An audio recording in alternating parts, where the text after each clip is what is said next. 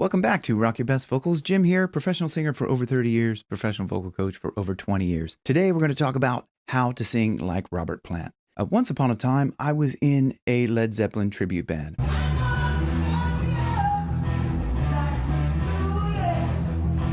I've done a How to Sing Like Robert Plant video a long time ago when I was in that band, and I just wanted to redo this because I have a lot more understanding of physically what he's doing to make the sounds. When we do these Sings Like videos, it's really just to explore how we can manipulate our own voices to make different sounds. So it's really kind of just an exploratory, experimental, just fun thing to do to make different sounds and try to sing like these people.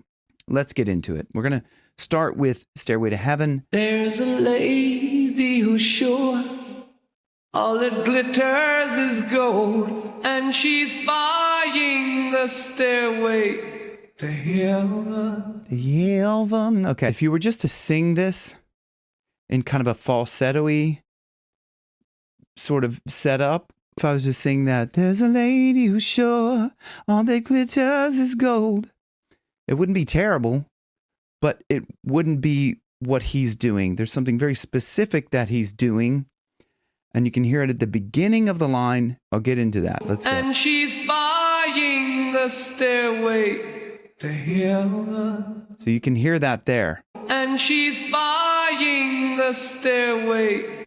So there's this attack that's there. And she's buying a stairway to heaven. Anyway, let's listen on. If the stores are all closed, with a word she can get what she came for. If the stores are all closed. You hear that beginning. If you probably heard people talk about this creaky door. That's kind of what that's doing. Starting off kind of a vocal fry. That's what they... okay, but that's... I'm vocal frying all the way through my range. So people will talk about this creaky door exercise. But what is the creaky door? Okay, it's vocal fry. If I use that all the way through,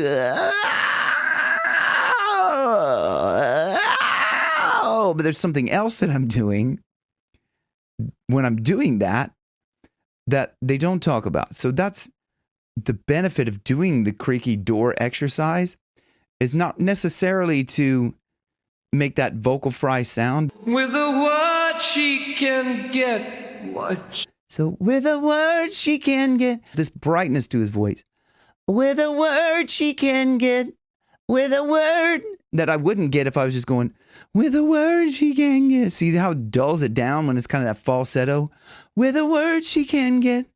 It just dulls it down, but he has this brightness in there. Ooh.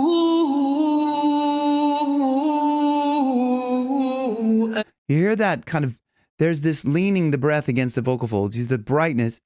Ooh. And she's buying a stairway to heaven. The way he enunciates things. A stairway to heaven. To heaven. It's this really kind of weird, there's a sign on the wall, and she wants to be. Is this kind of a, that sound, like this little, it's kind of a little squeaky sound. Oh, squeaky sound. How do we get squeaky sound? He had a lot of ring in his voice. Listen to the ring that's in his voice.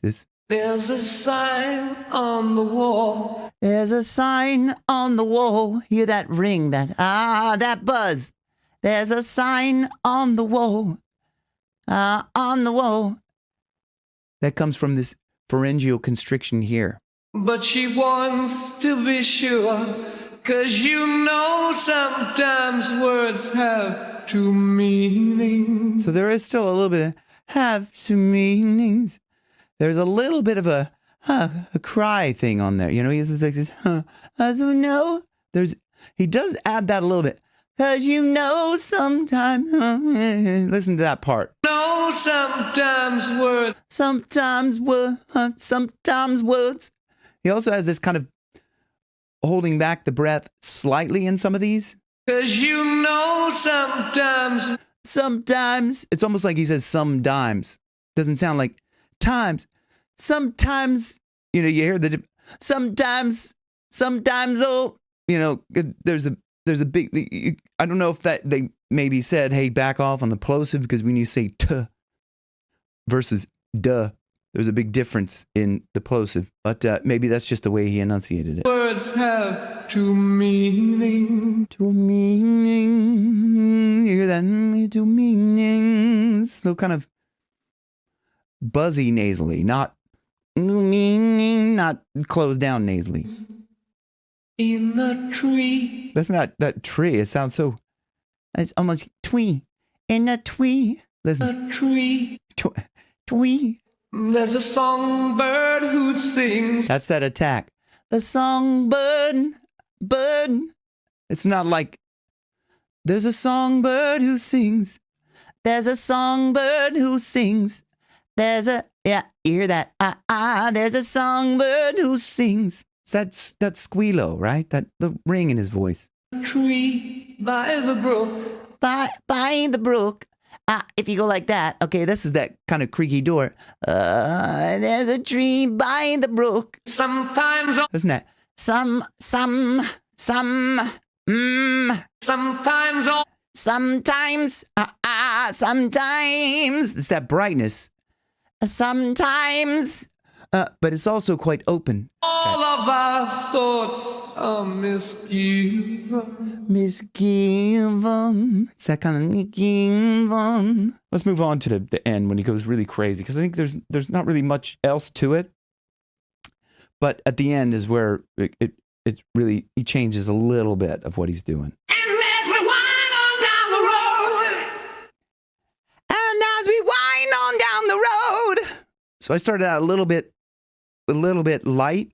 And as we wind on down the road. It can be helpful to start from the lightness, because once you start heavy, you're really kind of, you can't really backtrack to go back to light from that. There walks a lady we all know. So that's kind of light, right? But there walks a lady we all know. It's still a little bit too light. I got to lift into that. There walks a lady we all know.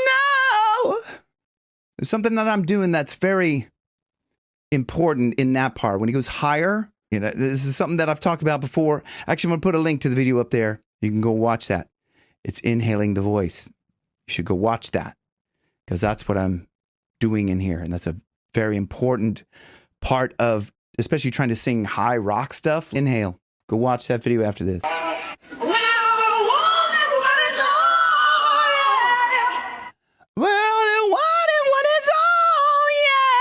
So that one is just doing kind of a quite light head voice over that, but lifting into that, keeping it really light. Well, like this. Well, when it's all, yeah. But starting with this light feeling. Well, when it's all, yeah. Because it's starting off with there, and then kind of lifting, leaning the breath against the vocal folds, putting the wind in the sail, and just keeping it going like that. So I think that's pretty much it for How to Sing Like Robert Plant. I know there's a lot of other songs where he would get a little bit more raspy and stuff like that. So let me know in the comments below if you want me to touch on one of those other songs. Put a note down there and let me know which song that you want me to cover. And you can join me on Patreon or become a member of the channel if you want to support me a little bit more. Hit like and subscribe if you enjoyed this, and I will see you guys on the next one. Thanks for watching. Rock your best vocals where your best keeps getting better. See you on the next one.